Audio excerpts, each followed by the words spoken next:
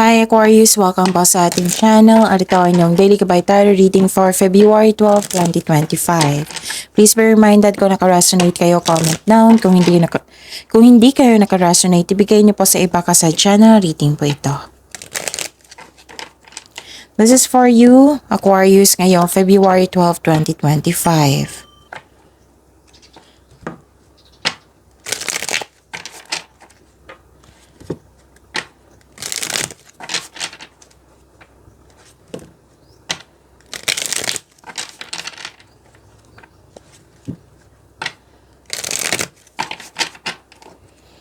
Para po ito sa inyo, Aquarius, ngayong February 12, 2025. Maraming salamat po sa inyong patuloy na suporta at maraming salamat din po sa mga hindi nag-skip ng ads.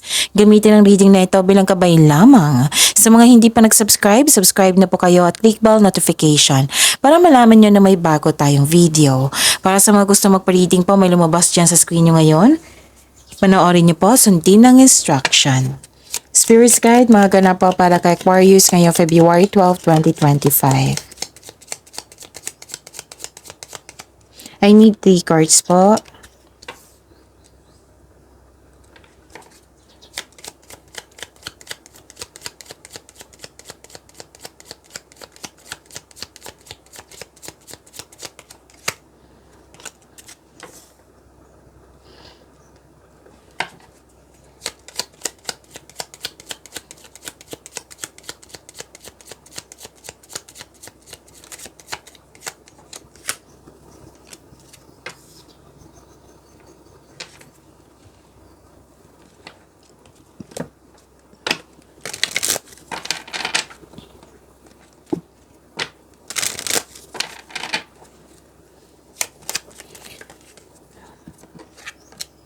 Another message po para kay Aquarius.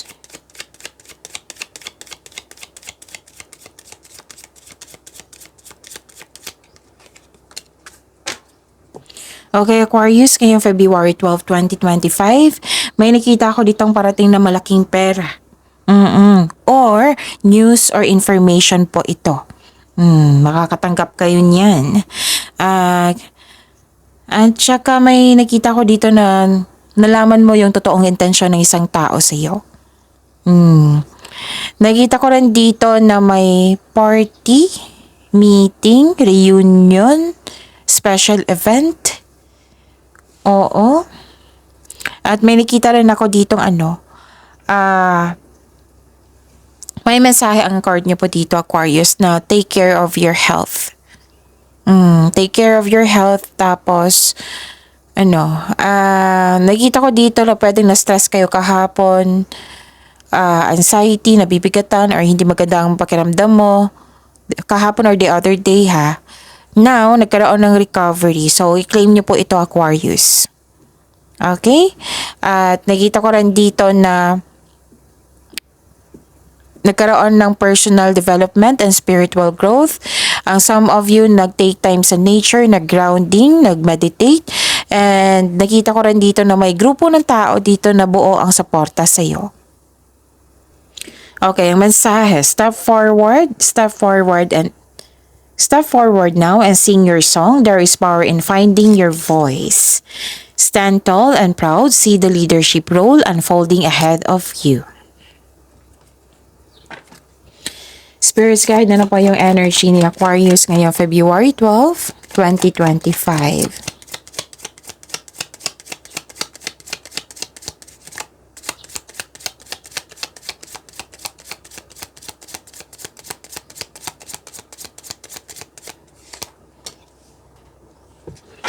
And the clarification of this card po.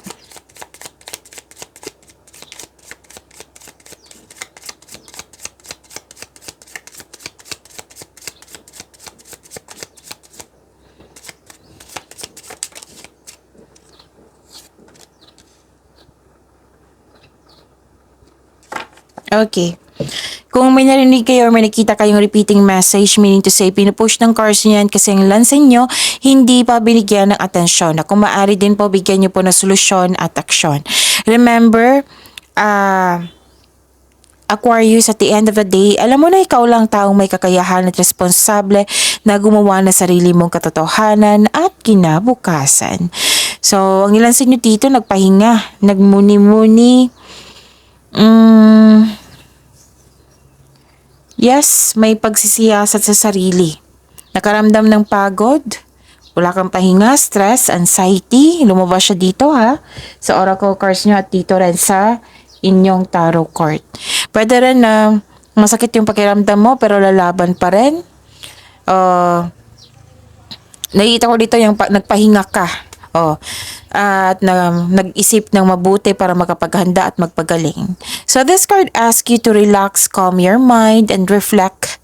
Sleep and meditation ay kailangan po. Okay? Kasi ang pagpahinga ay nakapagbigay ng increased productivity and a healthier mental state. So, importante talaga yung pahinga po.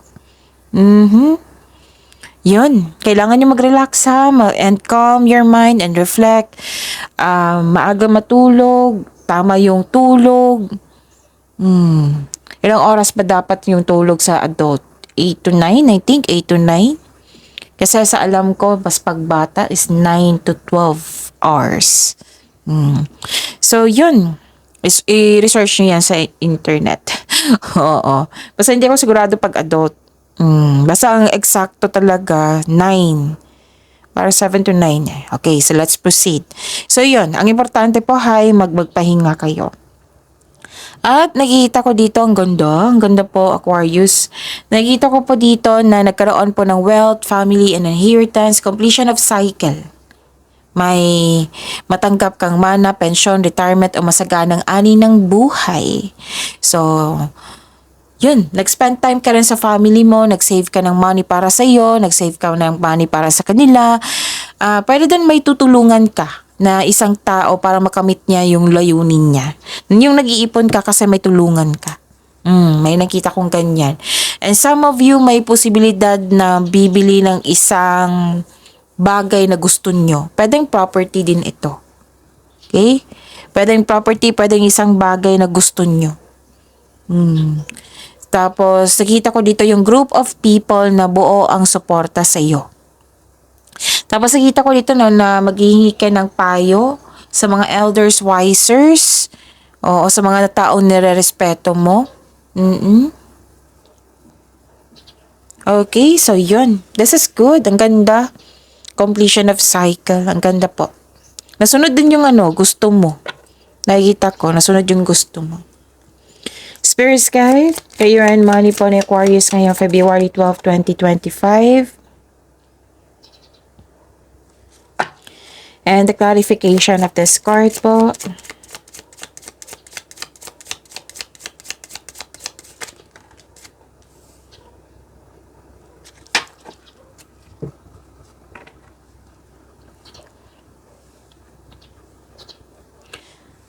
May concern kayo sa isang immature na tao. Halos araw-araw na lang tong basta masalatandaan ko ha, may concern ka talaga sa immature na tao, Aquarius. Maaring parati mo tong kasama. May nakita ko tong immature, oversensitive, selfish, parang naiirita ka sa kanya or may ganap dyan na naiirita ka. Mag-ingat po daw kayo sa sasabihin mo sa isang tao kasi baka mo nagkaroon na masaktan siya dahil sa pagka-sensitive nito. May mature din dito na tao na may mangyayaring confrontation dahil sa hindi maganda kanyang mga pinagsasabi. Tapos, sabi ng card niyo po dito, wala ka ng time sa sarili mo. You may be taking life too serious. Okay? Okay. So, sana'y ma-overcome mo yan, yung concern mo. Tapos, tama tong gagawin mo dito na magpahinga ka. Okay. Disappointed ka dito eh. Dalawang card na po nagsabi dito na disappointed kayo. You felt empty. Disappointed ka kasi may expectation ka.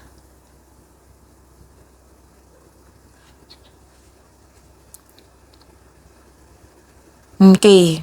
Pinupush ng cards dito, please take care of your health. Huwag masyadong magpagod. Kasi kitang-kita ko dito anxiety, stress. Feeling exhausted ka sa isang tao na maraming demand sa iyo. Kaya sabi ng card dito, kasi siya yung isa sa dahilan na naging na-stress ka eh. So, ang sabi ng card niyo po dito, umiwas na lang po sa kanya. Kung pwede po. Pwede din na may iniisip kayo ngayon.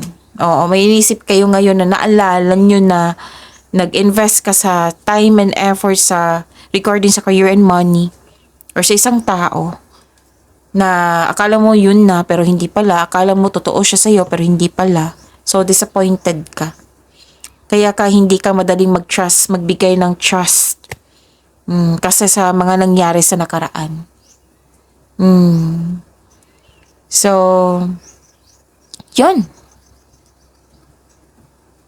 Kung may bago po daw tao na lalapit sa iyo na may offer, gano'n, na hindi mo siya masyadong kilala, kilalanin niyo po daw ng mabuti. Sabi po ng card, alamin niyo din po yung totoong intention niya, yung offer niya sa iyo. Sabi po ng card, huwag niyo daw baliwalain yung magbigay ka agad ng trust o investigate. Alamin mo muna bago kayo magbigay ng tiwala. Kasi nakita ko dito na hindi siya totoo sa iyo. Some of you nagtiwala agad. Malaki na expectation mo sa kanya. Pwede sa sitwasyon din to ha. Na malaki ang expectation mo sa sitwasyon na ganun na pangyayari pero hindi pala nag-work ganun. Pwede yung sitwasyon din to. Okay, Aquarius? Aquarius, please be reminded kung nagpahinga kayo ngayon, nag-rest day kayo ngayon. Huwag kayong mag-isip kung pwede po, huwag kayong mag-isip ng mga negativity, mag-overthink. Iwasan nyo yan kasi mas mapapagod po kayo niyan. Mag-focus po kayo sa pahinga, magiging kalma. Itong mag-take ng time, nag-grounding kayo, nag-meditate kayo, nag-take time kayo sa nature. Maganda to. Magkakaroon niya ng healing.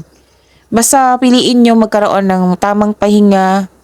Tapos wag nyong i-pressure yung sarili nyo. And i-control nyo kasi nakita ko dito nag-overthink kayo eh. Kung pwede po, wag kayo mag-isip sa mga bagay na makapagbigay sa'yo ng weakness. Okay? Kung pwede lang po. Hindi naman sa iniiwasan. Kung oras ng pahinga, pahinga po. Kasi sayang naman ng oras, 'di ba? Kasi sa pagkakilala ko kay Aquarius, pag focus yan sa career and money, focus talaga yan. Okay? So, yun.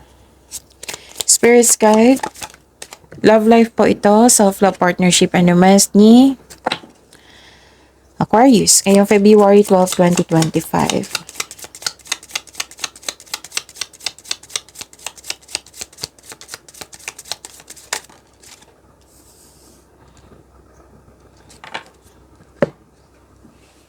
Maraming salamat po sa patuloy na tiwala, suporta sa ating channel. At maraming salamat din po sa mga hindi nag-skip ng ads. Puro pag-iisip to. Okay. So good news to sa mga single. Why? Because, may ganap na nakadestiny sa'yo. Oo. So, isang malaking good news to sa mga single. So, maghanda dahil parating ng yung nakatadhana sa iyo. Okay? May namuong relasyon, pwede. So, this card symbolizes shared feelings and mutual attraction. Mostly romantic partnership po ito. Para sa mga relasyon sa buhay mag-asawa, masaya kayo ngayon, mahal na mahal nyo ang isa't isa, at very supportive kayo sa mga ginagawa o plano nyo sa buhay. Pagkakasundo, deal. Let's say may project kayo, sige, usapan na mag-iipon tayo para pambili ng lupa o ganun. Example po iyan. Basta nag-uusap kayo, nagkaroon ng pagbalanse din. Nagkasundo. At nakikita ko rin dito na nagkaroon po ng, habaan nyo pong pasensya nyo. May reminder ang card nyo po dito. Butit nakita ko.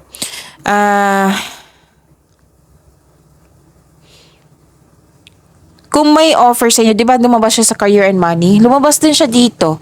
Kung may offer po daw sa inyo, alamin nyo talaga kung totoo ba yan or hindi. Itong taong ito, itong offer niya. Kasi nakita ko dito, nag-decide ka agad eh.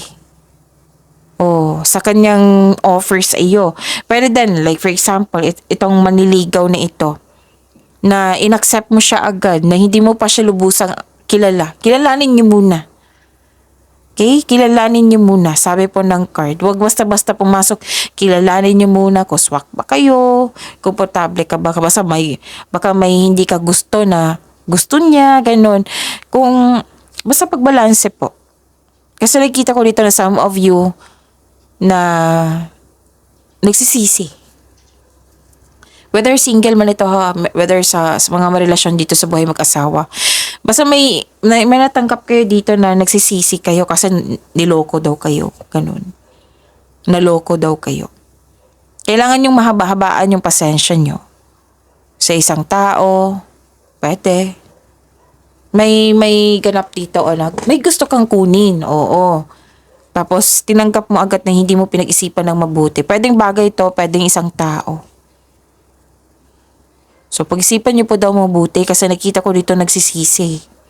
So, at least ha, maraming mga pinapaalala ang card niyo po dito. Okay? So, yun. Pagyamanin niyo po yung blessing sa binigay sa inyo. Aquarius, dito pa lang o sa wealth niyo. Sa itong malaking pera na binigay sa inyo. Okay? So, dyan kayo mag-focus. Pagyamanin niyo po yung blessings sa binigay sa inyo. Aquarius, see you tomorrow. Please like, subscribe, and click po button for notification para updated po kayo sa daily tarot reading natin. Maraming salamat po.